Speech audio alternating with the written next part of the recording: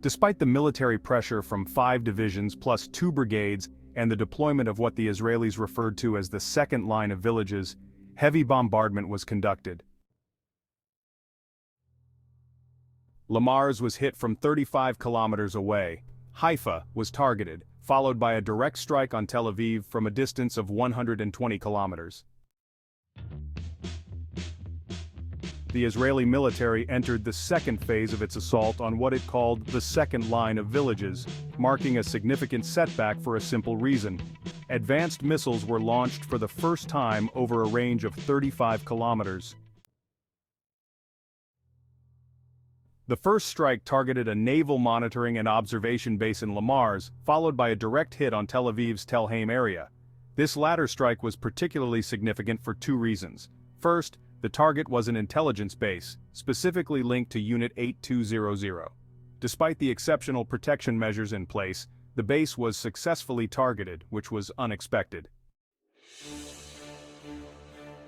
Another maneuver targeted a base 120 kilometers or 74 miles from the border, confirming a breakthrough in the ability to counteract Israel's second phase objectives.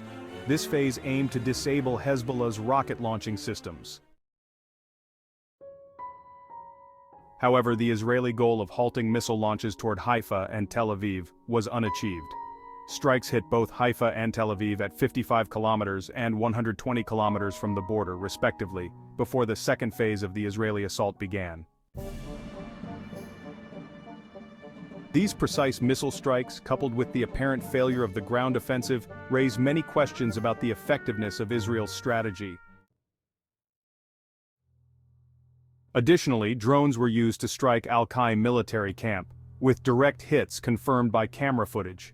Hezbollah's operations have also forced the evacuation of settlers from 25 border settlements, demonstrating its commitment to maintaining its lines despite the ground pressures and heavy confrontations with Israeli forces.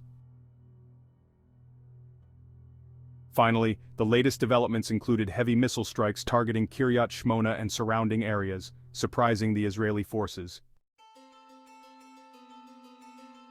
This raises broader questions about 5 critical conditions that determine whether Israel achieved even partial success. In reality, none of the intended objectives were impacted despite the involvement of 5 divisions.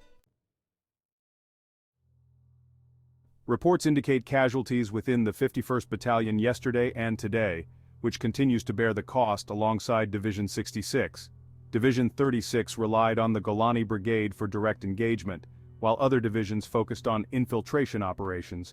Attempts to engage via Division 210 involved infiltration teams targeting specific rocket launch sites, while resistance forces responded by bombarding every identified gathering. The engagements along the front lines also demonstrated a pattern of flanking maneuvers, allowing for direct strikes on supply lines heading toward Israeli forces. Such tactics, involving encirclement and rear-line engagement, are strategically significant and reflect a deliberate response to battlefield surprises. The escalating situation underscores Israel's growing difficulties. Some observers suggest that Israel may incur severe losses and face long-term consequences. Efforts to neutralize further missile threats remain unlikely, as Hezbollah retains a significant rocket capability, which poses a persistent challenge even after the war.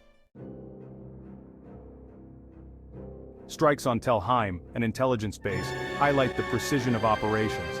The base's critical nature was largely unknown even among Israelis, underscoring the accuracy of Hezbollah's intelligence and planning. Aerial reconnaissance in southern regions to monitor troop movements and engagements further reflects the careful coordination of attacks, whether through direct strikes, retreats, or heavy bombardments. Recent strikes, including heavy rocket fire on Kiryat Shmona, emphasize Israel's vulnerability.